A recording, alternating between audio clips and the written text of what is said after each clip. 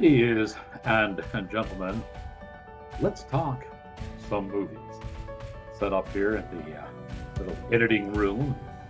Have a fresh cup of coffee. This is the Pete's Holiday Blend, which is kind of an interesting coffee. Very good, but certainly not strong enough to have, just black. You got to put some cream in it to give it some flavor so it can't stand on its own, so to speak. But nonetheless, it has prepared me to talk movies. And not too long ago, when I was doing a review for Nightmare on 34th Street, I had told you that some of these horror films that come out during the holiday season are sometimes interesting, and the stories or the creatures or whatever they present sometimes a different take on the holiday. So I was rather excited when I received a screening for a movie called A Creature Was Stirring.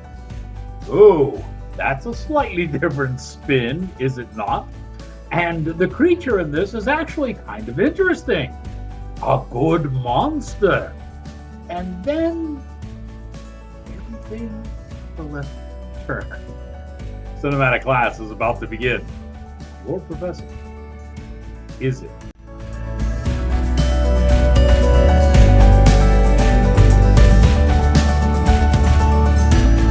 Greetings, salutations, and other sundry affair. I am your cinematic professor and purveyor of truth in movies. And tonight's lesson plan is a movie called A Creature Was Stirring. Let's talk a little bit about this creature. It was designed by Tate Steinsiek, and Tate has done an interesting job in putting this monster together. It's definitely a monster, but it has its base foundation in a porcupine, which makes it rather interesting. And for some reason, never really explained in the film, there are like smaller versions of this monster that can also be found. So perhaps the monster is a family. It never really explains where these little guys come from. But the big one, it's pretty nasty. It's actually got a nice monster head on it and then another head on top of it. It's a really cool monster. Tate has done a really good job in putting this one together.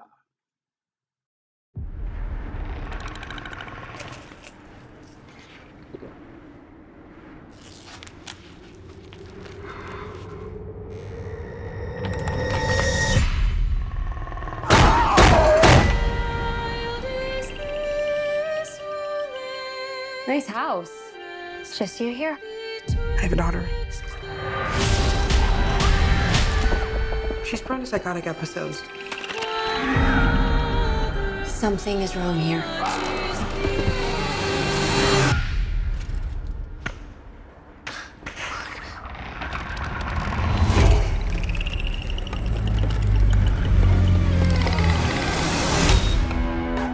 .4 degrees. That's all that's keeping her from slipping away from me. Does that make you feel safe? I feel it. My sweet, sweet girl. She is running out of time. Help me, Mama!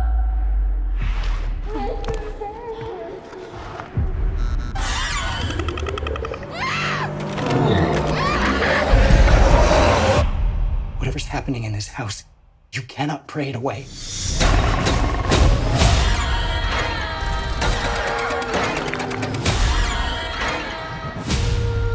No one's getting out of this suit.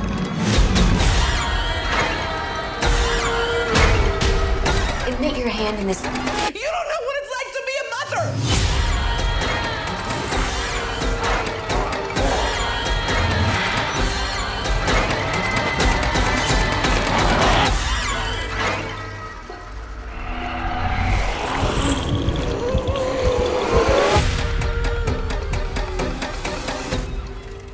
So now that we've given kudos to Tate for his monster, let me tell you that Our director of photography for this movie was Alex Chinichi. And Alex has done a pretty good job shooting this thing. There's some really good lighting effects, especially when he's shooting the monster. The writer for the story was Shannon Wells. Shannon's got some problems. And the director and editor for the film is Damien Levesque. Got a little problem with Damien, too. This is not edited as cleanly as it should be. You know, the story, when you edit, there's a thing called the seamless edit, which means if you're a good editor, someone should be able to watch your movie and not realize it's been edited. I mean, it should be seamless. Now, that's a concept that applies not only to the editing, but it should also apply to the flow of the movie.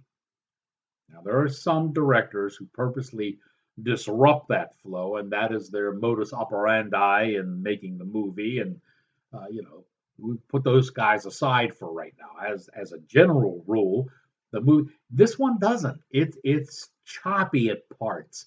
And because of that, I would have to say that Damien is probably a much better director than he is an editor.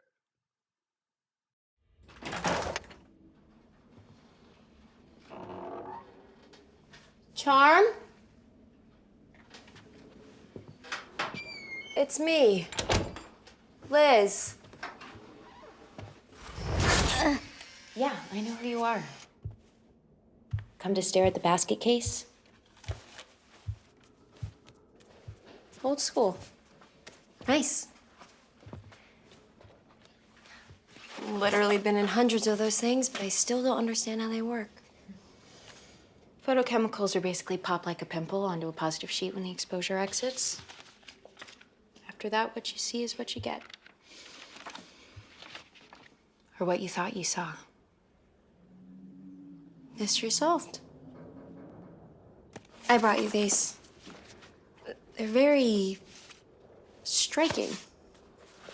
Thought you might want them. Liz, right? Last time I checked, there's only one copy of that key.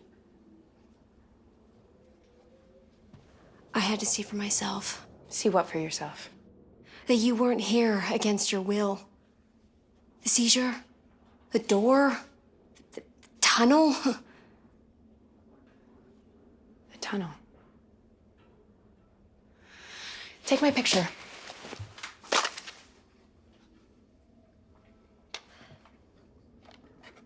Your home is odd. I've been keeping my eyes open. Usually there'll be a sign somewhere. A trinket, a symbol, some evidence of... Evidence of what?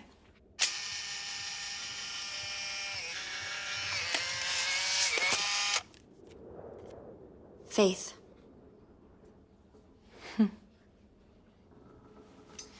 Value judgments from the home invader. Okay, so basically our story is that Corey and Liz have broken into this house. It's in the middle of a very bad winter storm. Okay. Now, initially, it looks as if these two have broken into the house to purloin a few things. Okay, but they're caught. And when they're caught, they quickly spin their story into, we were just seeking shelter from the cold. Please have mercy on us. All right. Connor Piazzo plays Corey. And Scott Taylor Compton plays Liz. Now, I haven't called her name in a long time. I was wondering what had happened to her. And she shows up in this B. Schlock horror film. Kind of interesting. In the house, there's a girl named Charm. And Charm is played by Annalise Basso.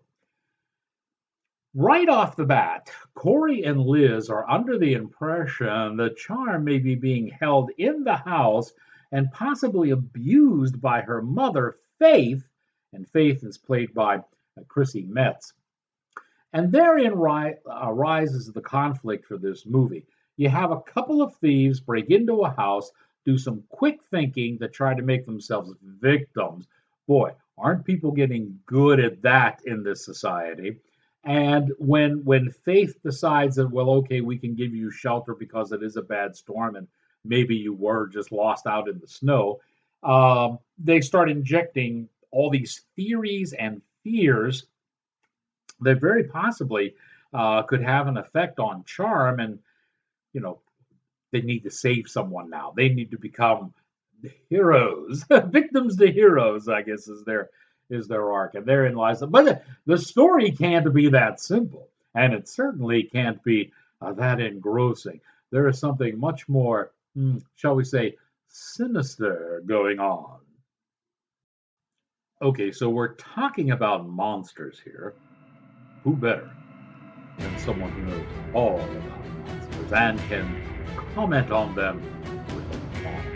Time to peel back the veils of time, back to the early Cretaceous period, for the nation's first and only prehistoric film critic.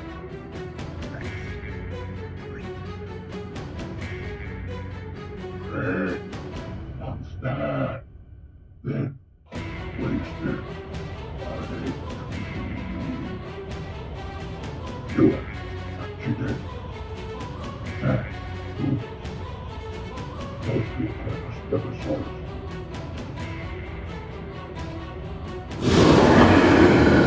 So, ladies and gentlemen, when is a monster not a monster? Now, this movie does a good job in setting up a creature. Even in the title, one is prepared for and we see enough of the monster to know that there's something there. But it turns out that instead of there being something monstrous, something evil that has gone wrong with the Christmas season, it's more about addiction, drug addiction. And as such, that monster is not so much a monster as it is a very tangible physical and mental conundrum. Okay? So you've created this creature, you've created this monster, and then he is actually not there. Okay? And in that sense, I think the viewer of this movie is kind of cut to the quick, eliminated just a little bit, made to look a little bit silly, if you will, getting your hopes up for one thing and then finding out it's totally another thing. And the distinction between an actual monster and a drug-induced demon becomes so blurred, primarily because of that choppy editing, that at the end of the movie, it's not readily apparent where this story was going. And that's where we'll bring in Shannon Wells and say, perhaps a little stronger writing, especially in the final reels, could have really fixed this one up a bit. But as such, it doesn't. And what had a lot of promise kind of slips. We'll give it a fair to middling grade, maybe a little less, just for the effort. And now that you have learned what you have learned, you're ready